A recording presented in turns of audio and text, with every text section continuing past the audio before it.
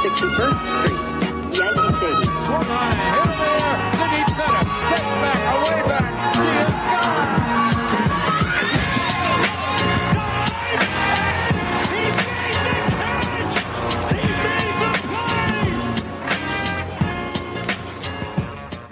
All right, welcome back to episode 121 of the Boys of 161st Street. Today you got Luke Murph, and Damon Chandler is actually in the city, and he just decided that he wanted to go see the Statue of Liberty and do some other touristy thing because he's from South Carolina, and who cares? But how are you feeling? I'm feeling great. Yankees take 2 out of 3 against the Astros. Before the series even started, go back in time to when we were talking about the low point of the Yankees. We looked ahead to the schedule. Just a little recap here. We looked at the schedule ahead. We had 4 against the Orioles. We had 3 against the Tigers. I said if we go 7-2 there, 7-3 I think it was. Then we got the Astros series. Everybody gets juiced up for the Astros, cheaters, whatever. New York's going to go wild. The Bronx is going to go wild. It's going to light the fucking season up, and that's going to be the starting point. Season starts there. That pretty much happened. So I pat ourselves on the back, pat myself on the back. So we're back. World Series is back on, right? Yeah, last time I was on, before my little hiatus, I'm pretty sure we were still upset. Like, I think it was maybe after the first 2 games of the Orioles series, and things were like, who knows? But yeah, the sweep of the Tigers is huge, and taking 2 from Houston was also awesome. That was like the most fun I've had watching them this year against Houston, especially the first 2 games, because everybody was just booing. It looked electric in the stadium, and Michael Kay kept saying it sounded like there were 50,000 people there, even though they're only like, I don't know, what is it, 10,000? Yeah, people were loud. Awesome. It was a little over 10,000. People were loud. We didn't, unfortunately, get to go to the games, but we wanted to and couldn't make it. But, dude, people were loud. People were giving it to them just like we expected them to. I mean, everybody marked their calendars for this, and we obviously knew this was going to happen too, just regardless, because they obviously cheated, but like just by the responses from other people like Judge and, like just everybody they asked, like, oh, what do you think the fans are going to do? It's like, the fans are going to do what they're going to do. You even hear DJ start saying stuff like, they always ask that dumb question, that dumb, reporter question, like, oh, well, what do you think is going to happen? What do you think about the Astros cheating? Do you think they still deserve it? It's just like, honestly, I expect them to be like, of course, but I didn't expect DJ to say that, and DJ was just like, I mean, they're kind of used to it by now. It's not going to stop anytime soon. You could tell that was his way of saying, go fuck those guys. Fuck those guys. He won't say it like that, but that was his way of saying those guys are the worst. I hate them. He said that all with like blinking his eyes. Yeah. Can you imagine if there was a whole packed stadium there? No. It would we probably could have heard it from here. Yeah, I was just gonna say you guys would have heard it like in Manhattan. Like it was crazy. Like even watching on TV, you could it felt like there was a full crowd there. I'm not used to that because for the last 2 years you haven't hardly been able to hear like genuine crowd noise. I'm so excited to go to a game at full capacity and like I forget that's happening. Have we talked about it on the pod yet? No, we haven't. But also, like, we don't even know it's very confusing what the rules are. Because aren't they doing just full capacity Breaking news. Oh. You're the breaking news guy. So, well, I thought they said they're only doing full capacity sections for people that are vaccinated. So it's not like full capacity, but they'll still probably squeeze like 30, 40,000 in. That confused the hell out of me. So are they just like segregating people like by if you got the vaccine or not? I guess. They're distancing people. I think the sections for people that aren't vaccinated is distance.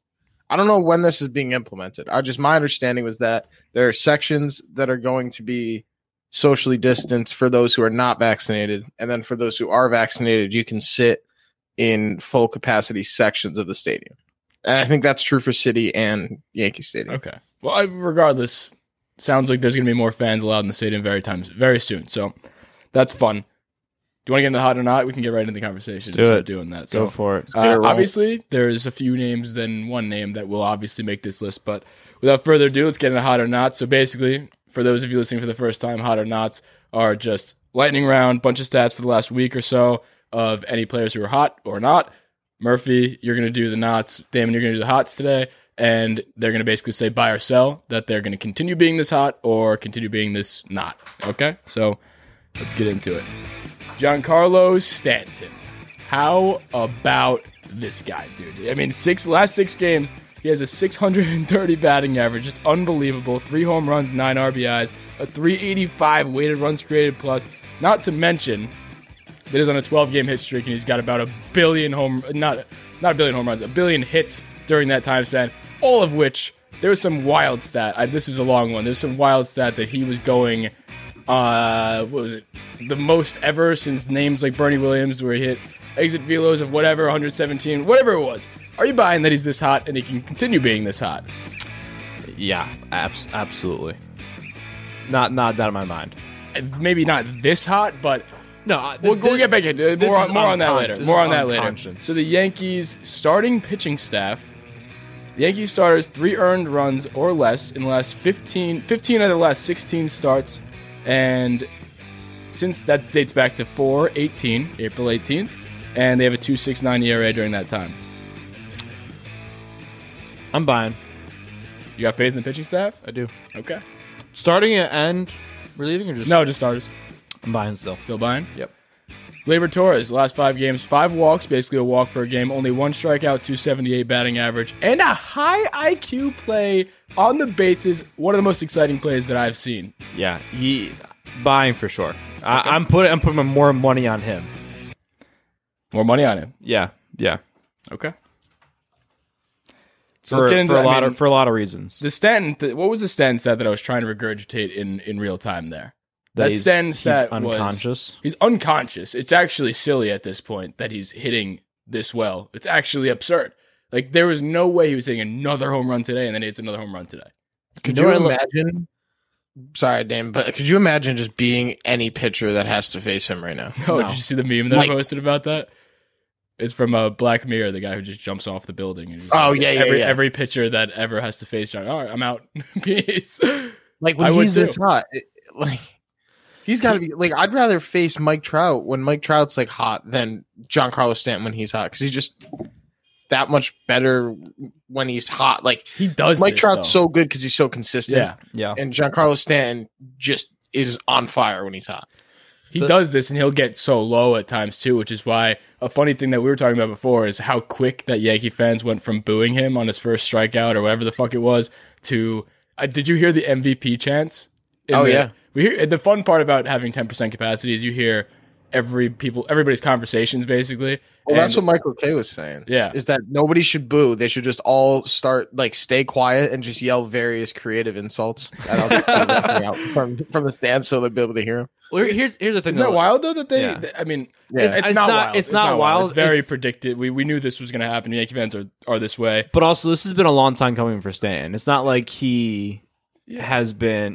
This is not expected. This is fucking wild. And coming off of not a very underwhelming last couple of I don't know, I guess for lack of better words, I guess seasons or half seasons or whatever it may be, injury lists and stuff like that. This is massive. So we definitely had the right to boo him in the beginning, but now he's in the beginning. Yeah, I was very against the booing. Yes, he was in a bad spot, but it's a long season. I was personally not one of the people who booed. I will take that to my grave. I 100% was. I don't think I've ever booed a person that's on the. Well, we talked about this. I haven't either, but I talked shit about him for sure. Of course, we're going to talk shit about them. That's the whole point of this podcast. That's why we call ourselves the Gordon Ramsay Yankee Podcast. We intentionally are more critical of the players because it's fun. But Stanton obviously was going through a rough patch. He does this though. As I was saying before, he always gets so cold and he gets so hot. I mean, remember him in the playoffs? Before the playoffs, I don't think he was that hot. And then the playoffs come around, and he's a one-man wrecking crew. And he does it literally by himself. Yep. This whole series, it was literally just him. This last 12-game hit streak, it's been mostly just him. And, when you have a player like him that can actually do that, and literally, baseball is a sport where you can't really just rely on one person. You notice Mike Trout. Mike Trout has been the best player in baseball, the best player we've ever seen, and he hasn't made the playoffs ever. And he also has Shohei Ohtani and a few other pieces, but that just goes to show you that one person can't really do much and can't carry a team. But Stanton is coming as close to carrying a team with one person as a person can humanly be. Like his 385 weighted runs created plus. If you don't realize what weighted runs created plus is, it is on a 100 being average scale. So he is, I don't even know, I can't even do the math on that. I think he's like 3,800, it's like 380% better than the average MLB player. Not average person, MLB hitter. The thing that I love the most about him going through this streak right now is that the other day he literally hit a home run that day, and I think he hit a home run and a single.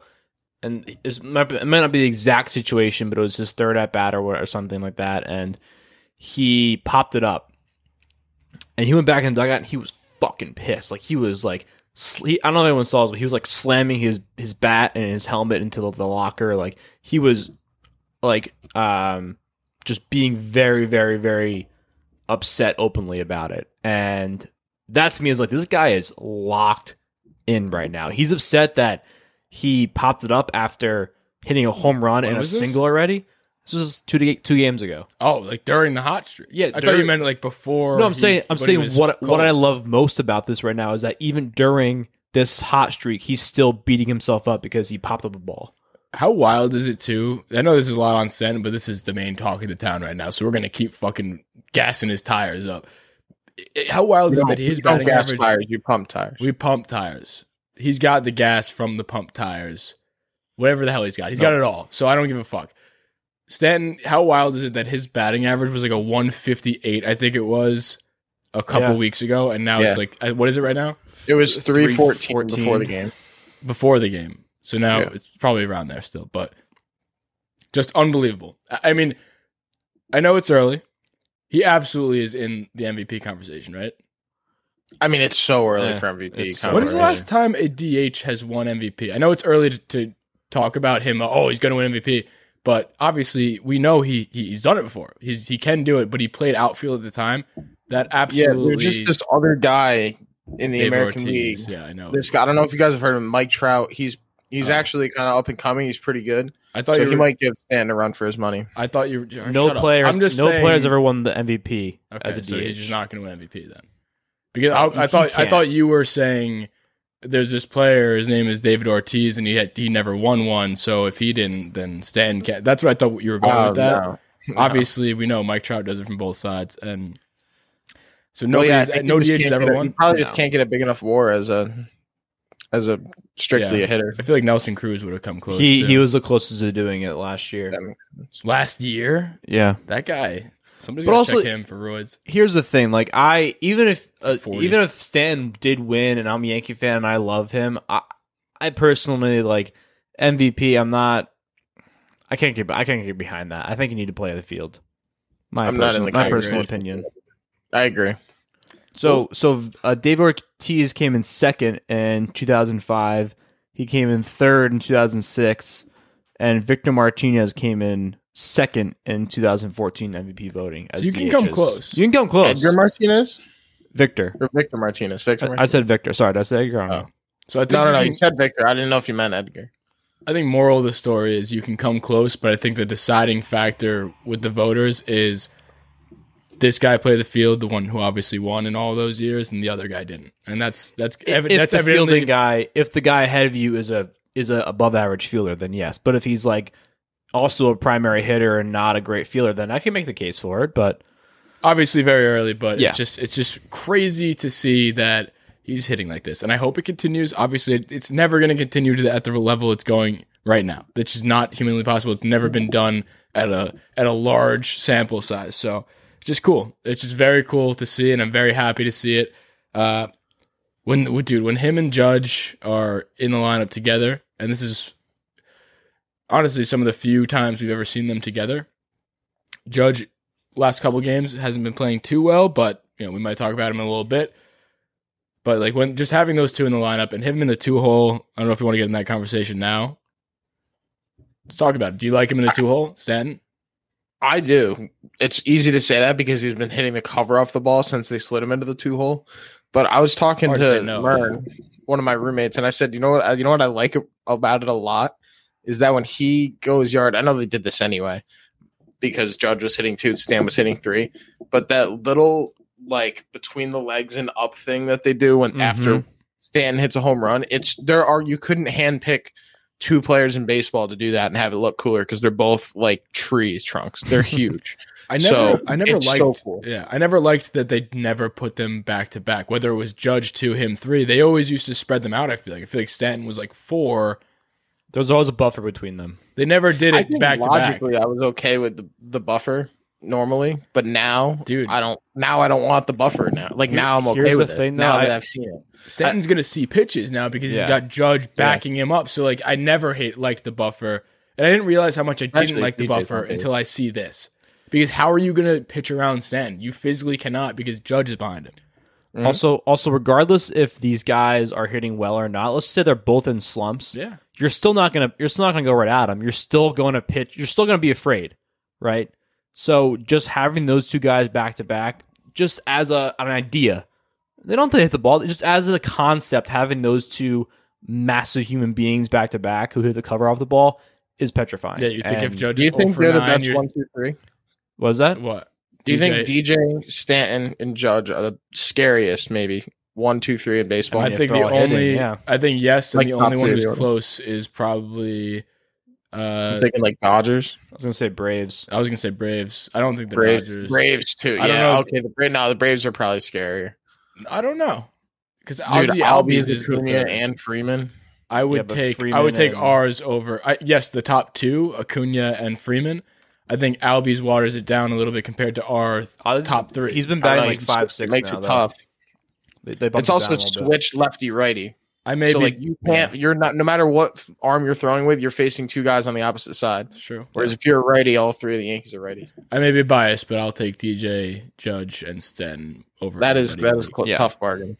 That's close. The only other one that I think would be relatively close is the Angels being Mike Trout and Ohtani. I think it's David. I think David Fletcher is.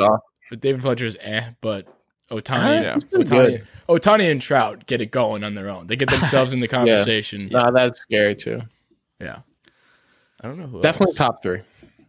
If they're all hitting, then yes, that's like the boys are bopping. Then yeah. DJ hitting 300. Another one could be the Nationals with Turner, Soto, and whoever else.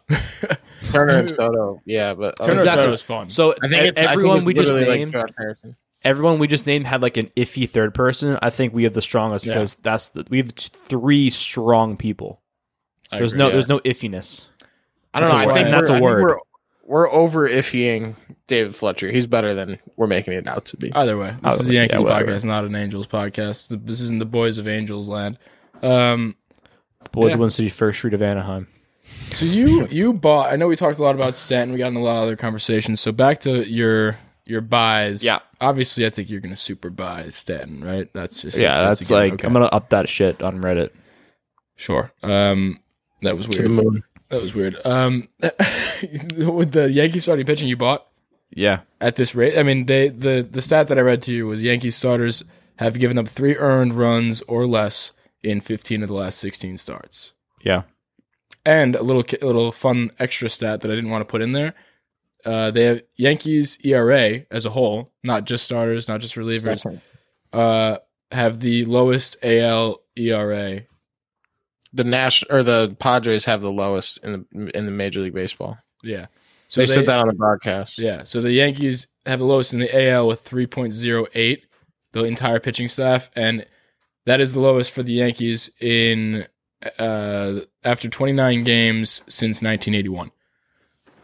Pretty cool, and that is relatively big sample size.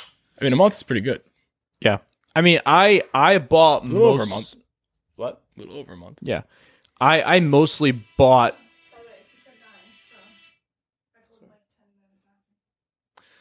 I mostly bought because of the continuous improvement of the pitching staff, of the starting pitching staff.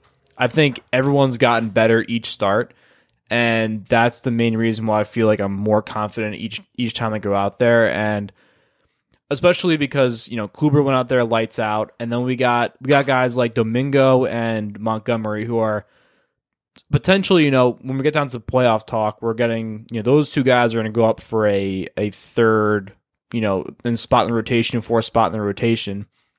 If those guys keep producing and being consistent and improving, that's all we need. And I think that they've all been getting better or kind of like stayed the same a little bit, and that's why I'm buying it, because they're always getting better.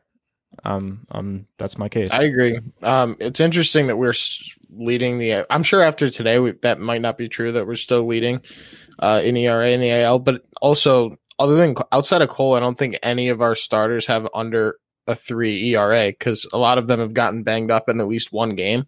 Like, I know Montgomery is somewhere in the 4s. Herman, I think, is in the 5s. Kluber, Tyone, I think, is in the 5s, and I think Kluber is in the high 3s. So, I mean, in the, like you said, Damon, those ERAs are getting better. Like, they each got, kind of batted around in the beginning, so they had lofted ERAs in the beginning, and then they're slowly coming down as they're pitching well consistently. Yeah. The one thing that does worry me is that the Yankees are 4-3 this year when Garrett Cole starts. And really? Garrett Cole, 4-3. They said it in the post-game show today. I was shocked by it. I didn't believe it really when they said it, but they said in games that Cole has started, because he got some no decisions, the Yankees are 4-3. Well, that makes sense, actually. Now that I think about it, we haven't been scoring runs, so he got the DeGrom treatment for. That's exactly what popped into my head, is that he's throwing sub-2 ERA almost. He actually might be sub-2, and we're 4-3. Speaking of him a little bit, I just love how angry he gets when he gives up a home run. Like when he gave up that home run today, both of them to Yordan Alvarez, who obviously, knows a lot about Cole, so I think the advantage goes to the hitter. I don't know. He knows a lot about Yordan, his weaknesses, so I don't know. I guess it goes either way, but you could see how visibly angry he got when he gave up the home runs. And I think he screamed, "Motherfuck," when he gave up the second one. And I just like the just tenacity and how angry he gets. Just one little mistake, he still only gave up 2 runs on the night. 2 solo shots, both from the same guy. Yeah. Who he doesn't match up well with. I mean, Alvarez is like a guy like Cole's kind of worst nightmare. Like, he's a tall guy that has really good lefty power, and you're pitching in Yankee Stadium. Yeah. That can happen. Yeah, it's a nightmare. It's a nightmare.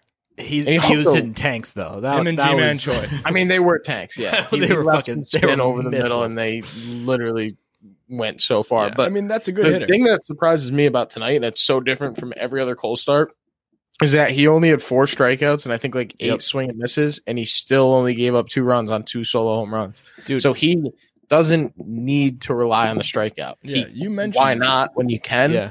But on a game like today, he was still getting soft contact when he couldn't strike him out. Dude, he had 2 strikeouts going into the 7th, I think, and then he finished the game with 4. That's never going to happen ever again. Like, that's like a once in a. It's good offense. They may have cheated. Yeah, they definitely cheated, but that was the whole reason why everyone was pissed, because they were already good and they cheated. There's no discounting. They're still a good team. They're definitely, they can hit the ball. Especially hitting, yeah. That's one scary lineup, offensively at least. And it's just, when you put that into the chat for the topics while it was going on, and first thought that came to my brain was, who the fuck cares? Because that's the just talent of such a good pitcher. Like, you can get the soft contact. You could get only 3 strikeouts some days. Some days you're just not gonna get the swings and misses, and it just won't fucking matter. So I'm not saying that like as a Damon, you're the worst type thing. I'm saying it as like, if you guys, anybody in Yankee land is worried about him having only 3 strikeouts, you don't have your priorities straight, because he still fucking pitched a gem while giving up 2 solo shots. And the beauty of pitchers that are that good is Exhibit A. Look at what Verlander did on the same team. He led the majors in home runs, but they were all solo shots because you don't let people on base. Your whip is really low, and that's what it is with Cole. He's always going to give up, not always, but the majority of them are going to be solo shots because he doesn't let people on base. Yeah. And whether the strikeout numbers are up or down, they will 1,000,000% be up, but on a single game basis, if they're down, who the fuck cares? Because he's still going to shove no matter what. Yeah, and like, I feel like I was just say quickly that, like, the crazy part is, like, I didn't even realize that was happening until Kay said it in the 7th inning, and I was watching the entire game, which is crazy because, like, it looked like he was pitching a pretty decent game, but then he goes out there and I'm like, and they say, oh, he only has 2 strikeouts. I'm like, what? He's a strikeout pitcher. That's his thing. He strikes people out. Who cares? But I'm just saying it was fascinating because he looked like he was still having a good game, and he wasn't. Didn't look like he was. I'm saying it did look like he was. It didn't just look like he was actually having a good game. That's what I'm saying. No, you're not listening to what I'm saying. No, you said, and it was still looking like he was having a good game. I was saying it's not looking Meaning like Damon was observing that he was having a good game. it was actually having the good game. Whatever, keep going. I'm confused. Go ahead. Murph, All right, go. so I sent this, I think, before the game started, but Cole obviously is a huge strikeout pitcher. Same with Bieber. He has only allowed 3 walks the entire season, and that went through today because he didn't walk anybody today. So before the game today, his strikeouts to walk ratio was 20.667, almost 21 strikeouts per walk. The next highest guy in the AL, this guy Irvin from Oakland, Who? 6.9. Who? Irvin from Oakland. Santana? That's crazy. So That's he's his never. last name. When's So the last time he ever had walked? He has a 20. Well, now it's probably even more because he had add 4 strikeouts and not another walk. Yeah. So now it's probably over 21 strikeouts per walk. And the next, and so say Shane Bieber, for example, who's third, who also, I think he's the only person in the AL with more strikeouts than Garrett Cole right now. He is a 5.1. Holy crap! And Cole has a 21 point something. Holy crap. He's I mean, like, that's a the thing. holy. That's a holy crap. You just sounded That's a holy crap. shows, sounded a though, little that he's funny. not just a strikeout pitcher. Yeah. Like Shane Bieber is just a strikeout pitcher, and he walks a lot of guys too, and he doesn't give up a lot of hits, but he gives up a decent amount of walks. And he's third in strikeouts to walk ratio, and he's not even sniffing Garrett Cole in that category. Shane Bieber sucks. I'm kidding. He just sucks against the Yankees. We have his number for sure. It's crazy. Yeah, we do. Last 2 games, we've fucking knocked The him other out. one, I don't know too much about fielding independent pitching FIP. as a stat. It's I don't know too much about it. It takes but I out do the know- fielding aspect. So if the fielder make an error, so an average fielder would make the play. You level the playing field as if you had average fielders behind. No, I get that. I'm saying like the values, right? So Cole Isn't it has a on a 100 scale? 0.47 FIP, and the guy in second is Nate Eovaldi, who has a 2.12. It's on the same scale as ERA. So it tells you basically, if a good Okay. ERA is 2.5 got or it. 3, All right, so he has 0.47. which 0.47. means that his ERA is actually like a 1 something, right? Which means the Yeah. Yankee fielding is shit. Pushing Because two. if the Yankee fielding was better or average, that's basically saying if the Yankees fielding was average, he would have a .0 whatever ERA. 0.47. Yeah, so that's ridiculous that number is what it is, which is really. I'm assuming DeGrom is pretty close to that, but No, that we don't know I don't think their fielding. that's is just bad. the AL. We don't know. We don't Okay. know if their fielding is bad. We just know that they don't put up runs for him. So that makes so No, much I'm sense. saying I'm curious what his FIP would be because his ERA is lower. Yeah. No, I'm just saying it's very honestly obvious now that you know what FIP is that his FIP is ridiculously low because the Yankees lead the league in errors. So Well, that's just how crazy that was is why I wasn't sure how it was based like similar to ERA because his was so significantly lower yeah, than guys 2 through 10. yeah. If anybody were in the in twos. baseball would have that big of a discrepancy between their actual ERA and FIP, it would be Garrett Cole or any pitcher on the Yankees or for that matter. DeGrom. I'm willing to admit that DeGrom is better than Cole and is probably going to be one of the better pitchers that we see. I agree too. I'm just saying only because I know how bad the Yankees defense has been. I don't think the Mets defense has been that bad. Their offense hasn't been good, but No.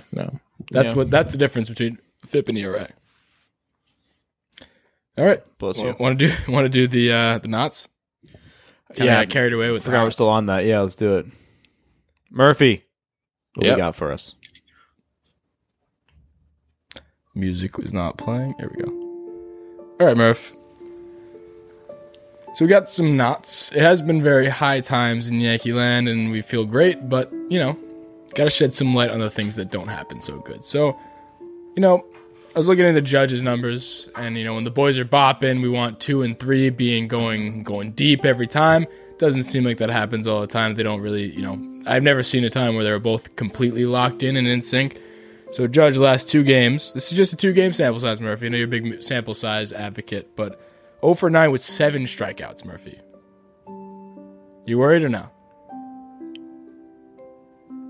Not worried. This is Sorry, a podcast. Use your words. Podcast. This is a YouTube show also, but it's a podcast. Use your words. Not worried. Okay.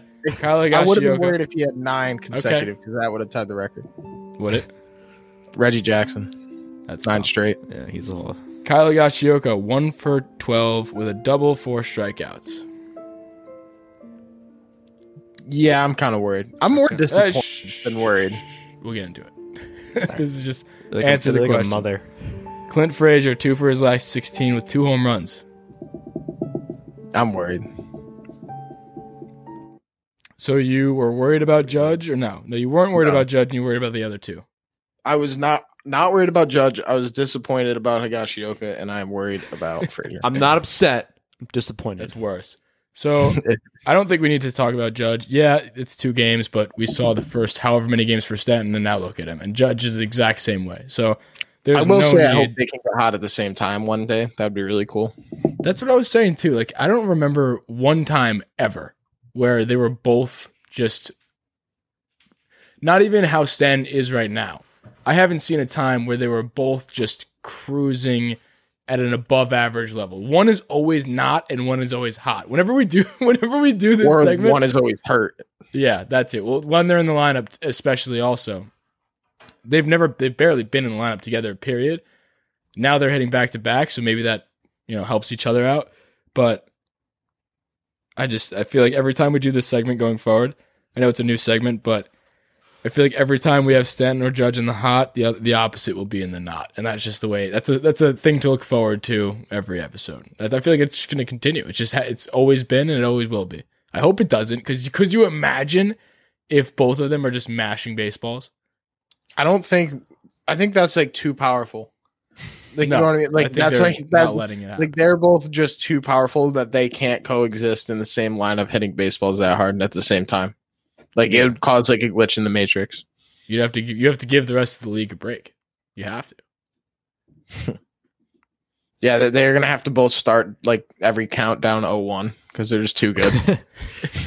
quick counts, turn them on. Yeah, quick counts. All right, so the 2 that I really wanted to talk about more is because Higgy has been in the hot category last week, I think it was, or last time we did this. Yeah, last week. I think he was in the hots. We should start keeping track of that. Like, who were the last weeks and see where we can stand in the next week. Yeah, we should keep a record. Chandler should do that. Chandler should do that. When he comes back from PTO, or wherever he is touring the city. Kyle Higashioka, 1 for his last 12 with a double, 4 Ks.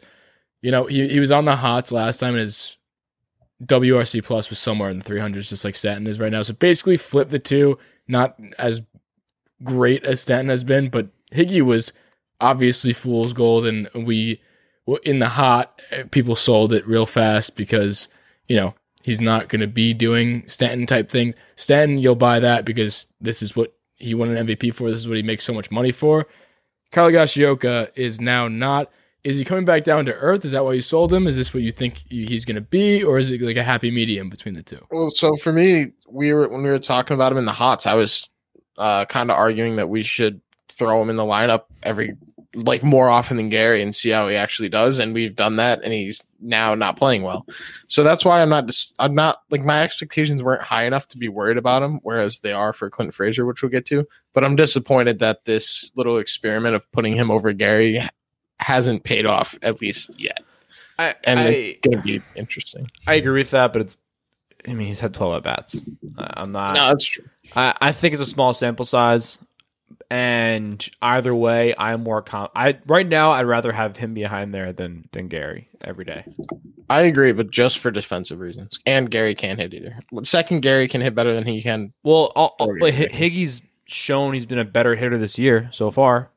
No, I agree. So why not?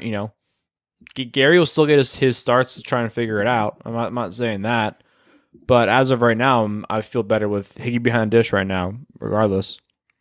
I agree. And I feel like if we, again, we got to keep playing him and see what happens. You can't just. But then again, I feel like that this is such a boon thing to do.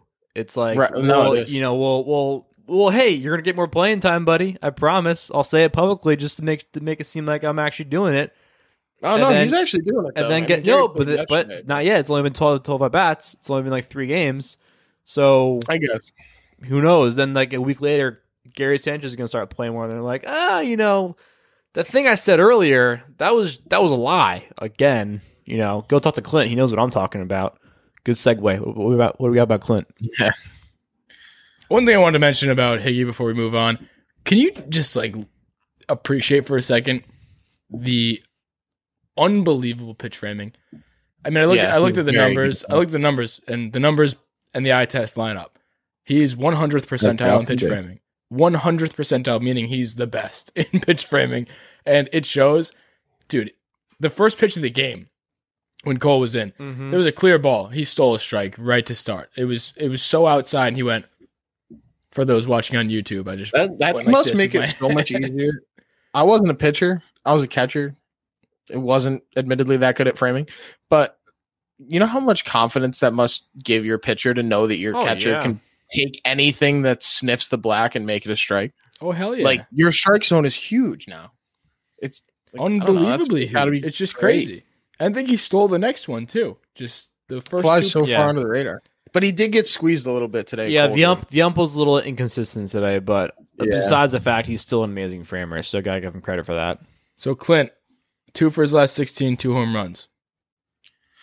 Yeah, I'm worried because the big thing that I have to say about this, I don't have too much to say about it because it's kind of the same old song and dance with Clint. But both of his last 2 home runs and however many of the plate appearances, I either said to the person I was watching the game with or texted in our group chat saying he needed that. And I'm thinking like, oh, that's the home run that's going to spark him and have him come back and like actually be really good. And the Clint that I've been wanting to see. And then so far it hasn't happened yet. Hoping this one today actually starts that. We'll see. I literally said the same thing today. As soon as he hit that, I was like, yeah, Clint needed that. And I've said that the last 3 home runs he's hit. We said that I was about to say. We said it the very last home run. It's like, oh, and I tweeted this too. I said, oh, Clint, left field is your job to take.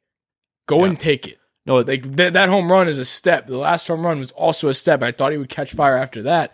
And then he goes over for his last 6. And then he hits another home run. It's like, dude, that job is literally yours. Go take it. And you just... No, it's his job to lose more, I think. It's not. It's... No, in the beginning of the season... agree with you, Luke. In the beginning of the season, it was his job to lose. And he lost it. Now it's like, okay, this job was already yours. You can easily go back and take it, but you're not swinging the bat. Now he's swinging the bat a little bit more, but now you got to hit the ball. Like, swinging the bat's one thing. Everybody else swings the bat. You weren't. Now you are. Hit the ball. And it's just like he's not being consistent. That's the thing. At least he's swinging now. Like, before he was kind of just mentally not swinging. His mental state was not was the reason why he was not hitting. That's what I was trying to say. The reason that I'm worried is because if he continues down this path, I think he's going to get less and less opportunities. But then I think that, like Stanton, he's all of a sudden someday hopefully in the next month or so, is just going to flip a switch and be lights out. I see that coming eventually. It's just whether or not that comes in time for him when he's still playing every day. Because if he keeps hitting I think he's hitting under 150, and that's just not going to happen. I think it may have went. I think he was 158 before the game started today. Okay, so he's probably still around there because he went 1 for 3. So it's probably around the same area. Either way, I hope he figures it out in time because I have faith that he will. But can you? I keep thinking about this. Like, can you imagine Clint being the Clint we expected out of the 9 hole? No, I can't imagine that. Like, what? No. Like, if we have that kind of production, that's just the cherry on top of what we need. And it's just, I'm not going to get too into it because it's just like high hopes, but I just we've been sitting on this podcast way too many times just thinking about how cool it would be if Clint was good. No. Yeah. You do it Can every you other imagine? episode. But it's true though. Like we know what he can do. It's not like he's an unproven player. Yeah, it is.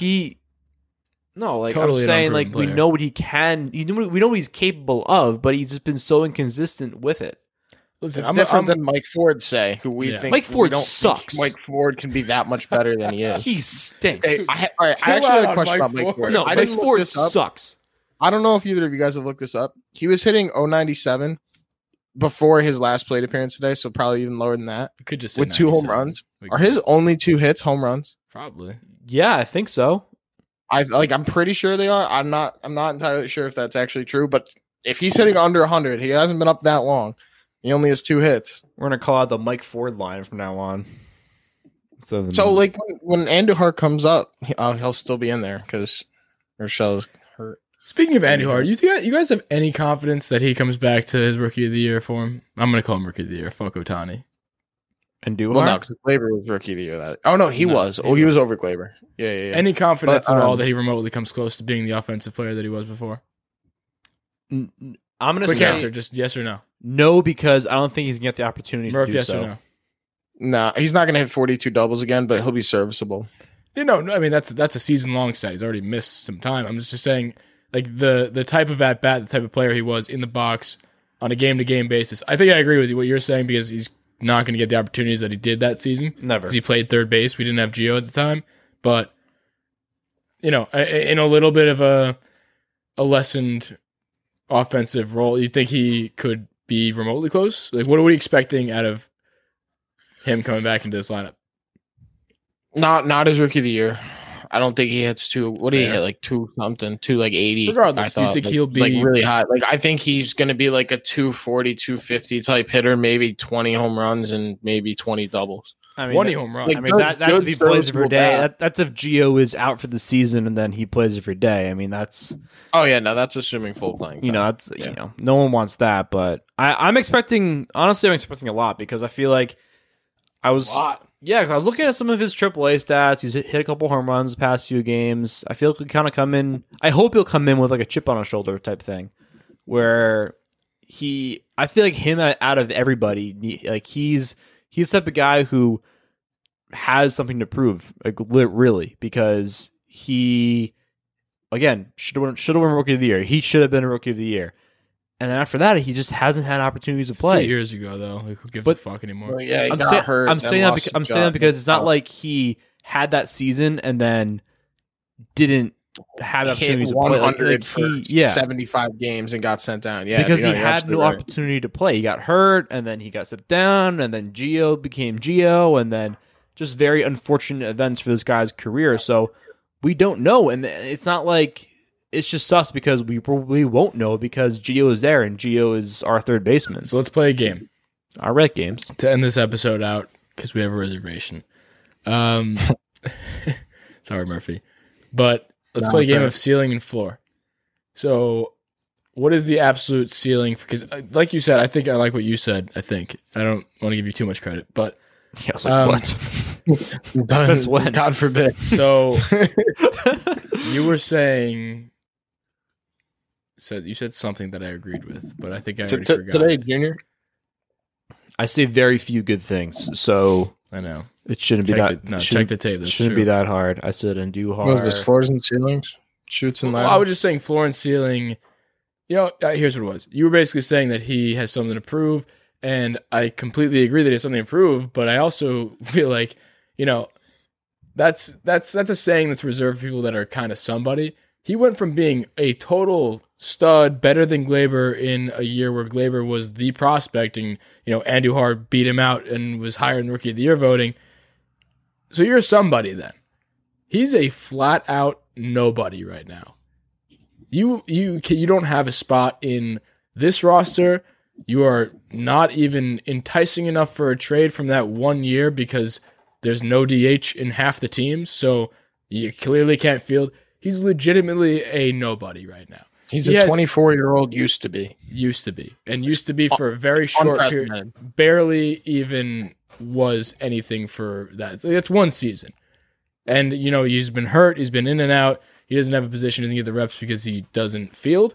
But, he has all of it to prove. I wouldn't say he has something to prove. He has everything to prove. And if he doesn't prove it, which is why I think I have a little faith in him, because he realizes that he may be out of a job in this league if he doesn't do something about it, whether it's offensively for sure. If he produces offensively, that could get him a DH spot on another team if it's not this team. It could be this team. But he has to also, maybe show other teams potentially that he can field too, because that is clearly a big red flag right now. Nobody wants him. He has no trade value because of that. So maybe I think personally for this year, maybe it's, just a great bench bat to have. I think that's the ceiling that I would give him. I don't think he's ever going to be a third baseman because Gio's there. As long as Gio's there, he's not there. That's not even, I wouldn't even put that as a ceiling to even potentially take a job from Gio. It's Gio's job. You have no chance at that. I don't even give a fuck how well he plays. He will never take that job. No. Gio has consistently earned the time and time again. So long as Gio's there to defend it, I agree. But it's kind of a shame because, I really liked Andujar when he was up. He was actually one of my favorite players that year when he was one Rookie of the Year. I would love to see him come in second to Shohei Ohtani in an MVP race someday. That would be great. But for the Yankees, of course. Rematch. And it'd be really cool if Glaber came in third. But no, it sucks that he doesn't really have a spot right now because I really do like watching him play. I hate watching him field, but I like watching him hit. And so, realistically, we're not going to see much of it. Yeah, I got to agree with that because, we were saying it before the episode started. We were like, who are the other infielders who could be potential bench people or utility guys? And Duhar is probably next on the list besides Tyler Wade. And on a completely healthy team, I honestly rather Tyler Wade on the bench because of his fielding and speed and base running abilities, which is kind of crazy to say, especially because I don't know, we just haven't seen Andujar in so long. And for the split second we did see him when he came up last season and played a couple games, it wasn't anything exciting, really. Yeah, send him right back. It's tough because he's in an impossible situation and just hasn't, proved himself since the Rookie of the Year season, and his ceiling isn't too high in my opinion. Ceiling's super not high. The floor is super duper low, not have a job low. And I truly believe, I think if he was able to field remotely close, no, not even that. I think if there was a DH in the National League, I think it would have been the Talkman deal. I think that's how little he means as a replacement to talk. No, as a part of the deal, and we get something a little bit more back than Wandy, whatever the fuck. Well, I actually disagree. When you said that his ceiling's low and his floor is lower, I actually think it's kind of the other way around. I think that his floor 2 years ago he was Rookie of the Year. We know he can be good, so I think his ceiling's really high. And on he's the not going to go any lower. On the Yankees, though. Yeah, right now, obviously, he doesn't have a path to the lineup, but that doesn't mean his ceiling's not high. We know what kind of player his ceiling's literally being blocked by people. Yeah. Well, that's the reason we're talking about it because he's going to come up and play. Hopefully, he plays over Wade. Yeah, but he plays I get what you're saying. But also, other thing, if the guy can hit, they'll find a spot for him. They're playing him in left field. That's what I was going to say. And not that he should play left field, but he was playing left. But also, it'd keep him up if he can play third and left. That's going to keep him on the major league roster at least. He can figure it out, especially now that Talkin's gone. Hot take, something to keep an eye on. I think he plays less. I think he gets less at bats for the rest of the season than Tyler Wade because of defensive replacement. Yeah, I agree. Reps that Wade's going to get. Yeah, that's not that crazy of a take. I do think though. I think best case scenario for Andujar, I think that I don't want to say this because I want Gio to be okay, but if Gio is hurt, and thank God he's not, let's hope to God he's not. If he's hurt, and then if Clint and Gardner still are hitting like dog shit, I feel like you have to call him. You have to give him more opportunities. Especially, obviously, if Gio's hurt, he'll be playing third base, but if Gio comes back after that, and Clint and Gardner are still not playing well, I think you just got to throw him out there. I don't know. I'm all for it. I would like to see what he's got in the tank. Yeah. That'll do it from us. that is enough talk. I am high on the Yankees World Series, absolutely back on. What are you touching me for? I'm just saying that we recorded a little 10-minute segment with the Action Network MLB betting experts. So if you want to stick around for that, we'll be playing that right after this. So stick around and listen to that. It's pretty cool. I'm also a betting expert. So if you want to follow my bets, download the Action Network app, which is where we track the bets that we make. We make me, Murph, Damon, and whoever that guy Chandler is. We make our bets every morning for usually baseball. We try to step outside the realm of baseball, but it doesn't usually work out too well. So don't ride our picks with anybody but my bets on the Knicks. That always hits. But yeah, follow my Action, download the app, then you just search up my name, 161 Luke, 161 Murph, 161 Damon, 161 Bing, and whenever we place bets, you'll just see whatever bets we take, and it's a lot of fun. Take the other one. Yeah, you just it's just as hard every pick. Fade every pick that we have. It's as hard to be 30% at betting as it is to be 70% at betting. It's true. If you're betting like spread, everyone's 50-50. No and parlays, while you're here, we would love it if you guys gave us a 5-star rating review on iTunes. Yeah, it's just really cool. You're on the app already, I guess. Sometimes, some of you are. If you're on, hiccups, I think. All right, I gotta get out of here. Goodbye. All right, I gotta get out of here. Goodbye. All right, I gotta get out of here. Goodbye. All right, I gotta get out of here. Goodbye. All right, I gotta get out of here. Goodbye. All the guys at 161st Street, I just have 2 words for you. See ya.